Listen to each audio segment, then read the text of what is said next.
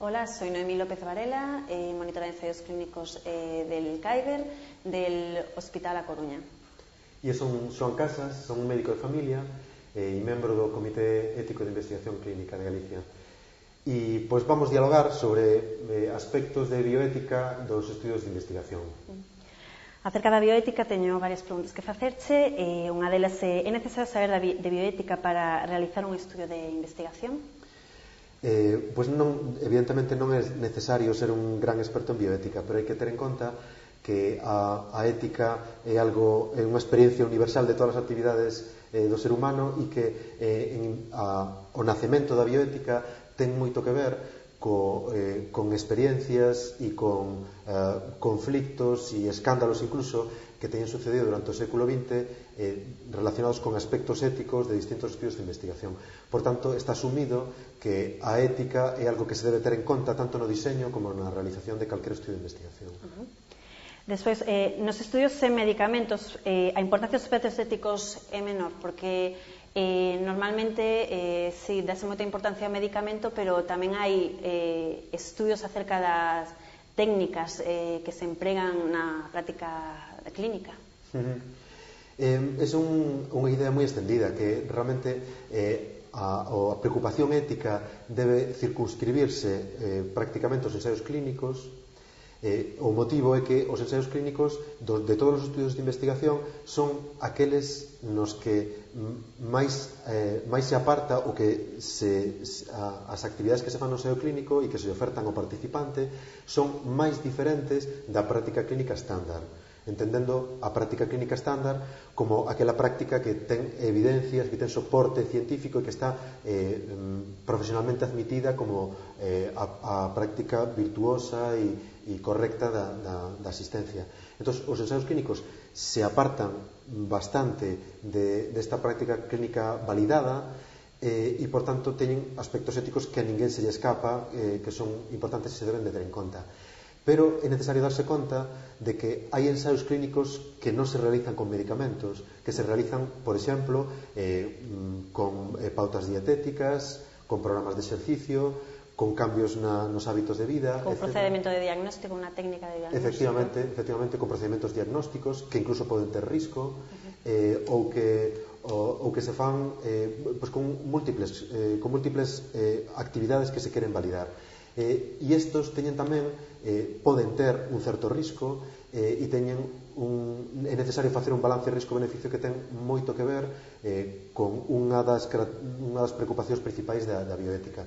Por outro lado, hai outros moitos aspectos que a bioética ten sinalado que son comuns tanto aos estudios observacionais como aos ensaios clínicos, como pode ser a preocupación pola confidencialidade dos datos, o tratamento das mostras biolóxicas de origen humano, o tratamento da información que se lle dá ao participante e moitas outras cousas.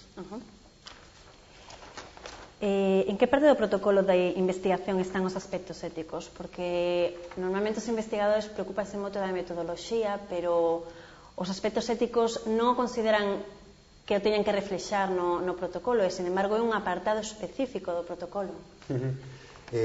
Pois, efectivamente, en todos os protocolos debe existir un apartado de aspectos bioéticos nos que se recolla tanto unha análise do risco-beneficio, do balance risco-beneficio para o participante que supón ingresar no estudio, como de outros aspectos que son tradicionalmente recoñecidos como dentro da ética, como pode ser que se vai facer cos datos, como se van a agardar, durante canto tempo, de que maneira, que se vai facer coas mostras, e no caso de estudios de investigación que comporten digamos unha desviación da práctica clínica estándar, moitos destes estudios necesitan un seguro de responsabilidade, un seguro de riscos da participación, e iso se debe tamén facer mención.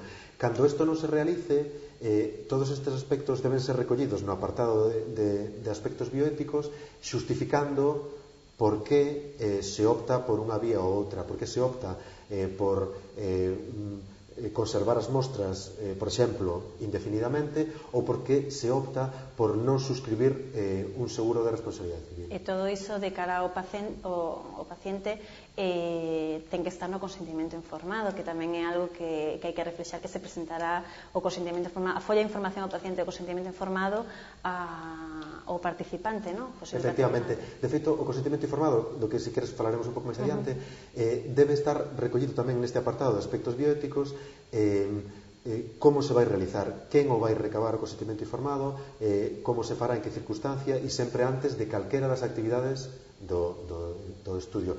Pero de todas formas hai que sinalar que non só no apartado de aspectos éticos, todo no protocolo inteiro hai que ter en conta efectivamente, a bioética. Efectivamente, realmente a ética ten unha mirada transversal a todo o protocolo, porque a selección de pacientes, por exemplo, ten implicacións bioéticas importantes que deben ser tidas en conta. Incluso aspectos puramente metodolóxicos, como poden ser o análise dos datos, o tamaño da mostra, etc., pois teñen aspectos bioéticos e todo, por tanto, a bioética ten unha mirada transversal e debe ser tida en conta en todos os apartados do estudio. En relación á selección dos pacientes, como hai que facer uns criterios de inclusión e exclusión éticamente correctos?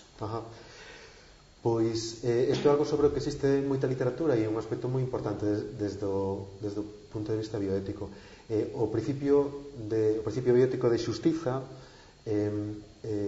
explicita que se debe seleccionar os participantes nun estudio de investigación tendo en conta as cargas e os beneficios da participación, é dicir, os inconvenientes e os posibles beneficios que pode significar para o paciente esa investigación.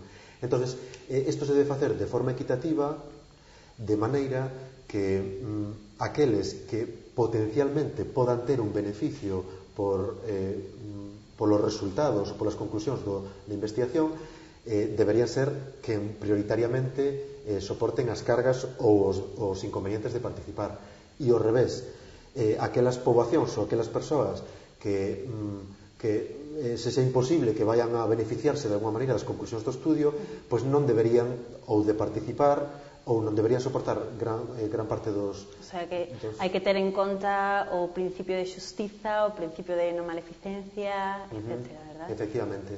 Dos 4 principios en concreto, dos 4 principios da bioética clásicos, do principio de xustiza, do principio de autonomía, que se reflicte sobre todo no consentimento informado, do principio de beneficencia e do principio de xustiza, a selección de pacientes é o que máis relación ten co principio de xustiza. E hai que ter en conta que nos criterios de inclusión hai que reflexar a idade, sobre todo tendo en conta que se son menores o que implica. Hai que ter en conta tamén que debe de reflexarse que se vai presentar o que o paciente debe firmar o consentimento informado. Exacto. Todas as cousas que teñen que ver con este principio. E con respecto ao tema dos menores, é unha cousa que é moi importante que figure nos criterios de inclusión e de exclusión, que grado de capacidade van ter as persoas que participen, capacidade de entender e de decidir sobre a súa participación. E desde este punto de vista, a maior parte das declaracións, incluso da legislación española, apuntan a que aquelas persoas que non teñan unha completa capacidade de entender ou de decidir sobre a súa participación non deben de participar nun estudio de investigación, salvo que ese estudio non poda realizarse en persoas completamente capaces, porque os obxectivos do estudio teñan relación con esa capacidade. O clásico exemplo pode ser pacientes de Alzheimer, por exemplo, pacientes que están nunha situación crítica, en coma, por exemplo, nos que é imposible realizar ese estudio pois noutras persoas que teñan completa capacidade. Sin embargo, nun estudio que investigue, por exemplo, sobre hipertensión ou sobre diabetes, e se sexa posible facer esa investigación en pacientes completamente capaces, non deben, por tanto, participar pacientes incapaces. Iso debe estar plenamente, claramente definido nos criterios de inclusión e de exclusión. En relación ás mostras biolóxicas, que requisitos debe ter as mostras biolóxicas para a súa utilización? Bueno, o requisito fundamental que está recoñecido na legislación española e en todas as declaracións internacionais é que a utilización no marco de investigación debe contar coa autorización do participante. Isto ten algunhas excepcións, pero as excepcións son, en todo caso, pois como o seu propio nome indica, excepcionais, non a regla habitual, non? Entonces, a propia lei de investigación biomédica recoñece que en determinados casos, cando o interese de investigación sexa alto, o esforzo por conseguir o consentimento do paciente sexa moi importante e que ademais todo isto sexa tido en conta por o Comité de Ética de Investigación, neses casos pode ser que se poda realizar a investigación con mostras biolóxicas sin o consentimento do paciente, pero sempre baixo esas circunstancias, cumplindo os requisitos da lei e coa aprobación do Comité de Ética de Investigación. Hai casos nos que temos un estudio ou un ensaio clínico no que ten un obxectivo determinado principal, pero outro obxectivo diferente é recadar algunha mostra biolóxica para estudiar unha determinada molécula. E nesos casos, a parte do consentimento do propio estudio ou ensaio no que se pretende valorar ese obxectivo, para obter esas mostras debería de haber outro consentimento específico do subestudio que se pretende facer, non? No caso que planteas, habitualmente o que se fai é diferenciar as dúas decisións. Unha decisión relativa á participación nun ensaio clínico no que teóricamente existe un beneficio potencial que quizá non se chega a levar a cabo e que en todo caso é nulo para os participantes, por exemplo, nunha rama placebo, pero que hai un beneficio potencial para a parte dos participantes do ensaio clínico.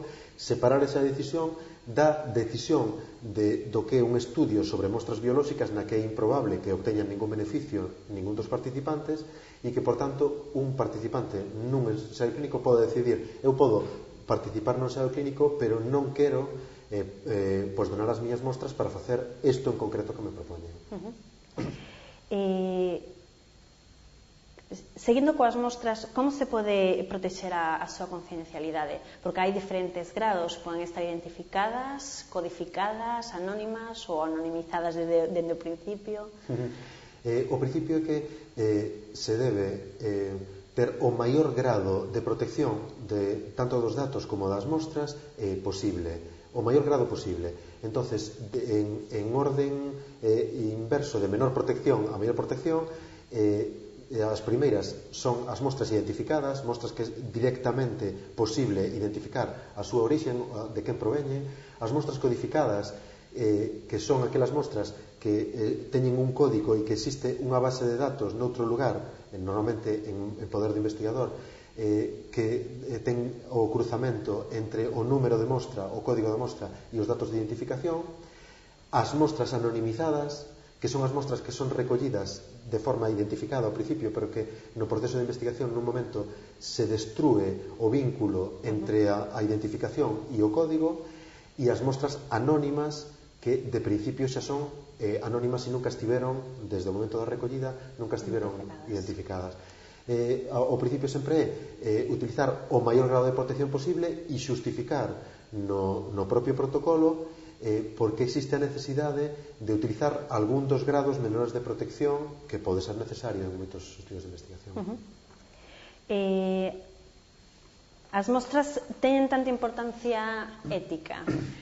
Porque, bueno, eu fagoche esta pregunta, pero considero que sí, porque dunha mostra de sangue podes quitar moita información, xa empezando pola xenética. Claro, realmente esta é unha preocupación relativamente recente da ética e que ten moito que ver co principio de autonomía e que está prácticamente plenamente asumida pola nosa sociedade. E isto ás veces, tanto os investigadores como os clínicos non temos a suficiente conciencia de canto importante pode chegar a ser no futuro, inda que de momento non o sexa,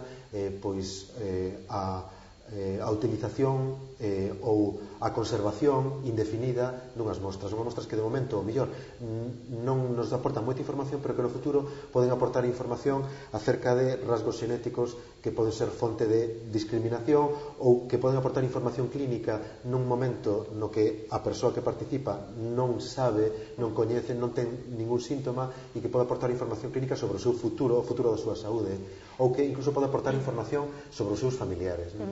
O problema disto é sobre todo que, por exemplo, nunha biopsia que se obtén para un diagnóstico dunha enfermidade está guardada no hospital, moitos investigadores creen que poden utilizala sen preguntarlle previamente o paciente, porque, bueno, é unha mostra que xa lle quitaron no seu día e por que teñen que preguntarlle, non? O paciente o emprego para outras cousas, non? Claro. Sin embargo, hai que facelo. Claro, realmente hai que conxugar as dúas obrigas de alguma maneira. A obriga de investigar, que é unha cosa que a propia sociedade reclama e que é unha necesidade innegable, é o fundamento do avance da medicina. Hai que conxugar esta necesidade e esta obriga coa obriga de protección da vontade dunha persoa que outorga unha mostra biolóxica no contexto asistencial, no contexto clínico. Por tanto, hai que pensar que inicialmente para o obxectivo da súa curación, prevención ou incluso para un obxectivo colectivo en caso de determinadas actividades preventivas. Pero o principio de partida é que os pacientes no contexto asistencial, se non se lles informa do contrario, otorgan unha mostra, como pode ser unha mostra de biopsia, para ese obxectivo, pero non para o obxectivo de investigación, salvo que se lle plantee, non? O hilo de todo isto, é necesario solicitar o consentimento para acceder a datos clínicos con obxetos de investigar, o sea, da mesma maneira que para as mostras, pues, para o acceso das historias clínicas, fora do contexto da asistencia sanitaria. Pois isto é outra cousa na que ás veces nos costa traballo entender, pero en todo caso é unha cousa na que é necesario avanzar tamén. O acceso aos datos clínicos dunha persoa para participar nun estudio de investigación que non vai comportar para ela ningún risco físico ni ningún outro inconveniente, salvo a consulta dos seus datos clínicos, é algo que, polo menos xenéricamente e de partida, debería contar coa súa autorización. Claro que sucede que en moitas ocasións o propio investigador é o médico que atende, que asiste ao paciente e, por tanto, coñece a súa historia clínica, manexa a súa historia clínica e prácticamente, desde o punto de vista do coñecemento, non accede a nova información sobre o paciente. Pero si vai na empregar para outras cousas. Efectivamente. Nestes casos, a pesar de que a declaración de Helsinki e moitos outros documentos, incluso a legislación de protección de datos española, a pesar de que todos estes documentos se postulan a favor de pedir o consentimento do paciente para isto, nestas circunstancias é posible que se o propio investigador e o médico asistencial que a investigación ten unha gran relevancia e, ademais, recabar o consentimento informado é difícil, moi complicado e pode invalidar a realización de investigación, como pode ser o caso, por exemplo, das mostras de tumores, clásicamente, nos cuales os pacientes faleceron, vale? Moitos dos pacientes poderán ter fallecido ou poden ser difíciles de localizar. Ou simplemente que se les deu a alta e xa non os van a volver a ver. Que pode ser difícil localizalos, efectivamente. Neses casos pode ser éticamente defendible, unha solución razonable, realizar investigación sobre eses datos pois sin contar coa autorización do paciente, pero neses casos sempre débese contar cunha autorización do Comité de Ética de Investigación que pois valore e calibre todas estas circunstancias e considere que o risco-beneficio de utilizar eses datos é favorable á realización de investigación. Eso é importante xustificalo no protocolo, precisamente no punto dos aspectos ético-legais. Efectivamente, esta justificación debe constar no protocolo e debe someterse esta justificación no protocolo a evaluación por parte dun comité independente de ética de investigación. E o O consentimento informado ten que ser sempre verbal e escrito? No contexto de investigación, e por imperativo legal e como norma xeral, sí, debe ser verbal e escrito. Hai determinados casos, como pode ser o consentimento informado de persoas que non leen nin escriben, que se pode realizar de forma oral ante testemunhas. Nese caso, a testemunha que o paciente aporta pois lle lee o consentimento informado despois da información verbal do propio investigador e a testemunha firma, digamos, o consentimento oral, este documento de consentimento oral ante as testemunhas. Hai determinados casos nos que na situación clínica obriga a que sexa imposible pois realizar un consentimento escrito, como por exemplo situacións de emerxencias. Neses casos sempre se debe facer o esforzo de que o consentimento, se non se pode otorgar nun primeiro momento, se pode otorgar polos representantes legais ou polos familiares cercanos que estean nese momento e demorar o propio consentimento do participante, se é posible, máis adiante e se hai máis actividades a desenvolver do propio estudo de investigación. Entón, hai que ter en conta tamén que como vai dirixido, depende da poboación a que vai dirixida, desde poden ser menores a xente maior, etc. Hai que ter en conta a información que se dá e de que maneira. Non debe de haber tecnicismos, debe de ser comprensible, curta. É moi importante isto, porque, claro, temos tendencia normalmente a considerar que gran parte da información que manexamos nos é trasladable directamente ao participante e non suele ser así. Hai que pensar que poñerse no lugar do participante e dar unha información escrita, verbal e escrita concisa, exenta de tecnicismos, e hai unha serie de informacións que nunca deben de faltar nun consentimento informado, como que a participación sempre é voluntaria, que en calquera momento o participante se pode retirar sin dar ninguna explicación e que eso comporte ningún persuicio para el asistencial. Débese explicar dunha forma moi clara e moi concisa cal é o obxectivo xeral da investigación, débese decir cales son os riscos e os beneficios que pode comportar para el, se debe decir que se vai facer cos datos, como falábamos antes, e coas mostras, e se debe decir tamén que a protección dos datos respeta a legislación española e que o estudio está autorizado por un comité de ética de investigación. E tamén que pode revocar o consentimento, que pode dicir que non desexa continuar nun punto determinado do proxecto, e que pode, dicir que non quero seguir participando, pero que vai poder seguir, que non vai ter ninguna consecuencia niso, e que vai poder seguir recibindo a asistencia sanitaria que ten dereito. Efectivamente, ese é un punto moi importante. Outro punto que non moitas veces se lle fai caso e que moitos autores sobre este tema insisten é que se lle debe ofertar ao participante sempre acceso aos resultados das probas que se lle practiquen e tamén acceso aos resultados, polo menos dunha forma resumida e global, da investigación, porque dunha maneira, sobre todo nos estudos observacionais, é o único que se lle pode aportar, digamos, ao participante como contrapartida a súa participación desinteresada, non? Sempre hai que enviar un protocolo a Comité Ético de Investigación Clínica? Sempre que sexa un ensaio clínico con medicamentos, sempre que sexa un estudio de intervención sin medicamentos e que preste calquer tipo de intervención, e sempre que sexa un estudio de deseño observacional que comporte manexo de mostras biolóxicas de orixe humano. Aparte deso, non é legalmente obrigado na legislación española, non está obrigado que os estudios sobre datos exclusivamente sobre datos non anónimos de pacientes non é absolutamente obrigado que pasen un comité de ética de investigación, pero a maior parte das declaracións internacionais así o piden.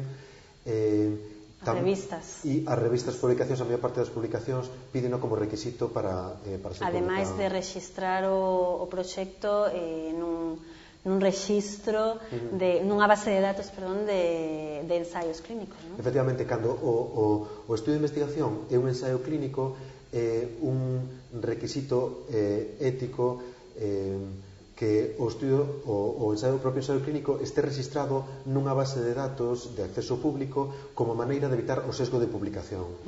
Duplicidades, etcétera. efectivamente.